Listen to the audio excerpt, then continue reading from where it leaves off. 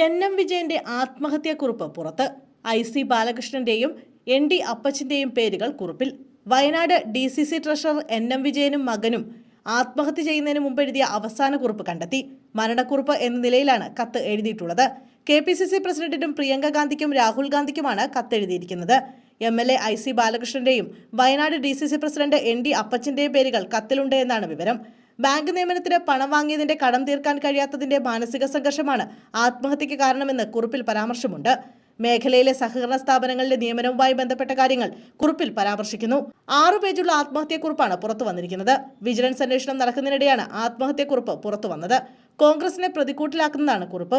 ഉദ്യോഗാർത്ഥികളിൽ നിന്ന് പണം വാങ്ങിയത് നേതൃത്വത്തിന്റെ അറിവോടെയാണെന്ന് ആത്മഹത്യാക്കുറിപ്പിൽ പറയുന്നു. പ്രശ്നം വന്നപ്പോൾ തന്നെ കൈയൊഴിഞ്ഞതായി കുറിപ്പിൽ പറയുന്നുണ്ട്. ഗുരുതരമായ സാമ്പത്തിക ബാധ്യതയാണ് ആത്മഹത്യയ്ക്ക് നയിച്ചതെന്നും കുറിപ്പിൽ പറയുന്നു. എന്നാൽ പോലീസ് കുറിപ്പിനെപ്പറ്റി കൃത്യമായി അന്വേഷിക്കട്ടെ എന്നും സത്യസന്ധമായ അന്വേഷണം നടത്തി തെറ്റുകാരാണെങ്കിൽ തന്നെ ശിക്ഷിക്കട്ടെ എന്നുമാണ് കുറിപ്പ് കണ്ടെത്തിയ സംഭവത്തിൽ പ്രതികരണവുമായി IC ബാലകൃഷ്ണൻ പറഞ്ഞത്.